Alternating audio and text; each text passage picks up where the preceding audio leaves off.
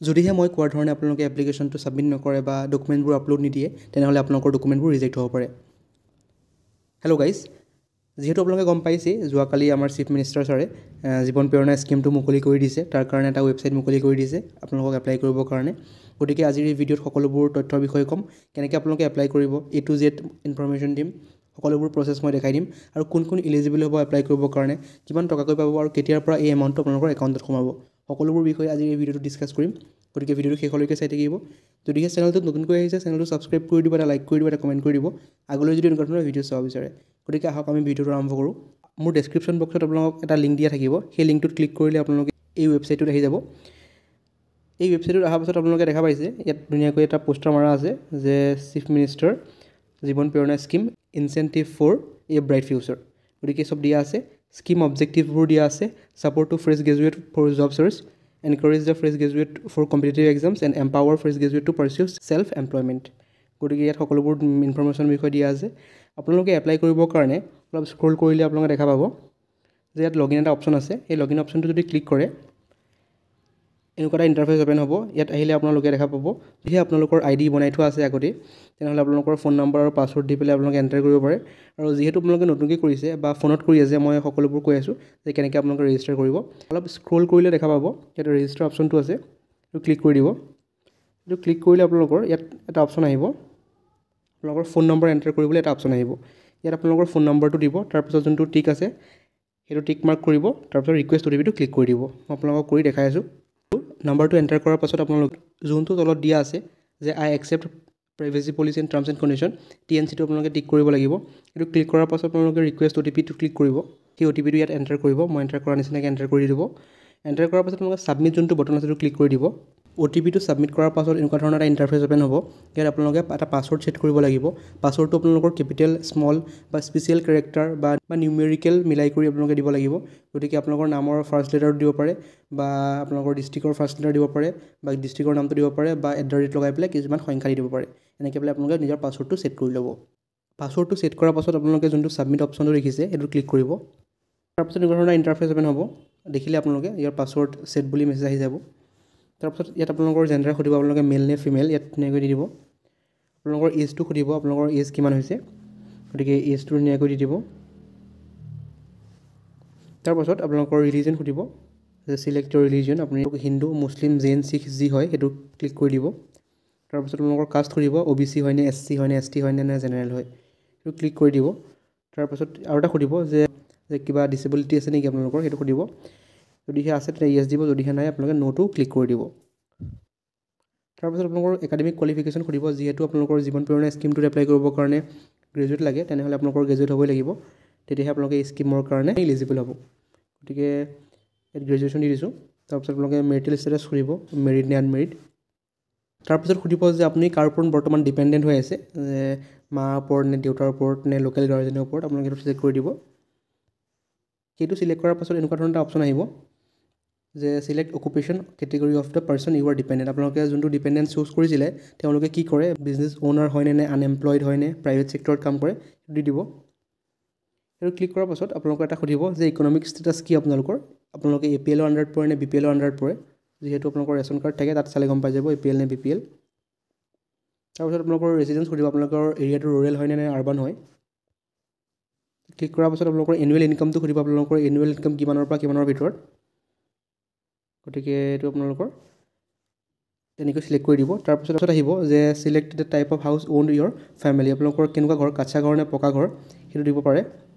তাৰপিছত আপোনালোকৰ এনেকুৱা ধৰণৰ এটা অপশ্যন আহিব যে schemes have been categorize under different categories, you can check the schemes as per your preferred category. আপোনালোকে যেনেকৈ আপোনালোকৰ ইনফৰমেশ্যনবোৰ ফিল আপ কৰিছিলে সেইটোৰ ওপৰত বেছ কৰি আপোনালোকৰ স্কিমকেইটা ওলাব। যদিহে আপোনালোকে এডুকেশ্যনটোত ক্লিক কৰে দেখা পাব যে chief minister Jiban Prerana scheme, গম পালে। আপোনালোকে এইটো ক্লিক কৰাৰ পাছত যোনটো জীৱন প্ৰেৰণা স্কীম তাত ক্লিক কৰি দিব।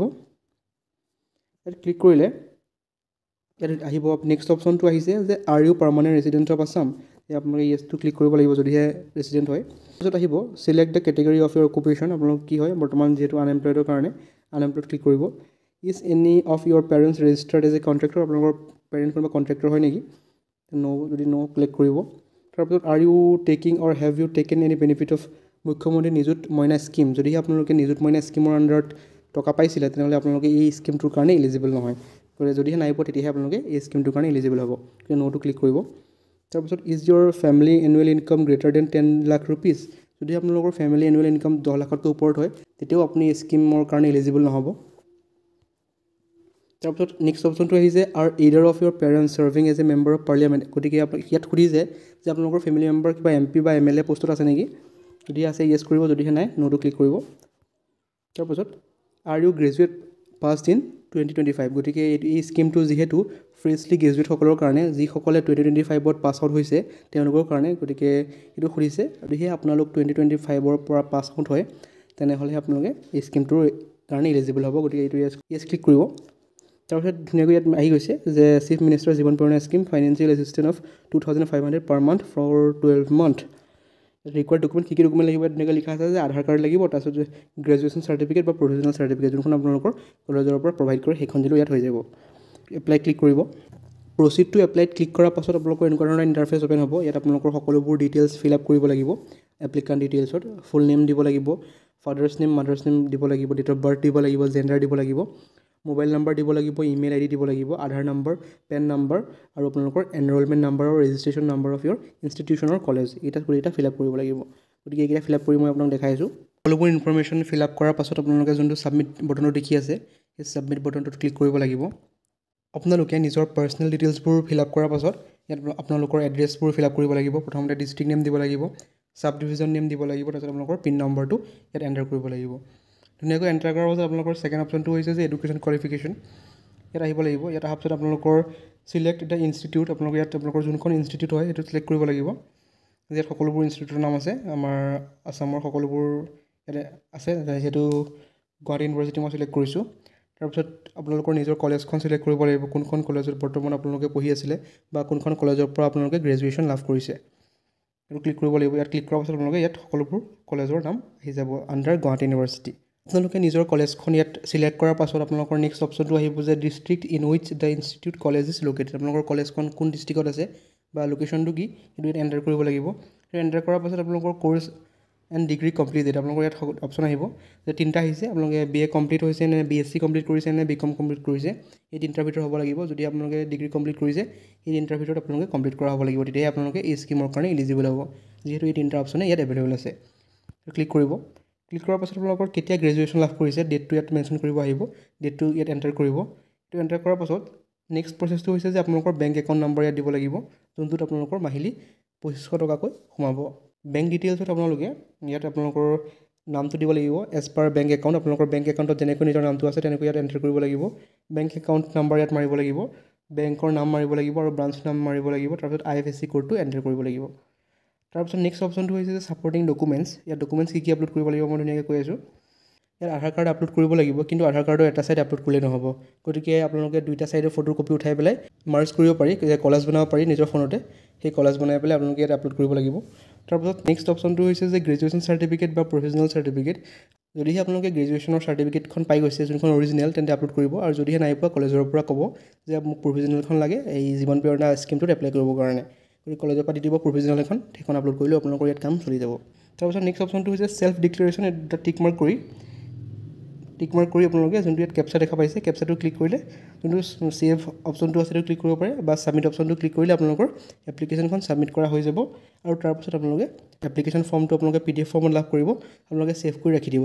গতিকে এই যোনটো জীৱন প্ৰেৰণা স্কিম ইয়াৰ পে'মেণ্টটো আপোনালোকৰ ফেব্ৰুৱাৰী মাহৰ পৰা সোমাব বুলি কৈ আছে আমাৰ CM ছাৰে। ফেব্ৰুৱাৰী মাহৰ পৰা আপোনালোকৰ সোমাব নেক্সট 2027ৰ ফেব্ৰুৱাৰীলৈকে, গতিকে 12 মাহৰ কাৰণে দিব যিহেতু। গতিকে এইটোৱে আছিল ভিডিঅ'। গতিকে মই সকলো ক'লোঁ আপোনালোকে কেনেকৈ এপ্লাই কৰিব, কেনেকৈ ডিটেইলছবোৰ ভৰাব বা কেনেকৈ আপোনালোকৰ নিজৰ ডকুমেণ্টছবোৰ আপলোড কৰিব। গতিকে মই কোৱা ধৰণে আপলোড কৰিব বা মই কোৱা ধৰণে আপোনালোকে ফিল আপবোৰ কৰিব, তেনেহ'লে আপোনালোকৰ এপ্লিকেশ্যন একচেপ্ট কৰিব। ইয়াৰ লগতে ইয়াত এটা বেকগ্ৰাউণ্ড ভেৰিফিকেশ্যন হ'ব, সেই ভেৰিফিকেশ্যনটো কমপ্লিট হোৱাৰ পাছতে আপোনালোকৰ একাউণ্টত পইচা সোমোৱা আৰম্ভ হ'ব। গতিকে এইটোৱে আছিল ভিডিঅ'।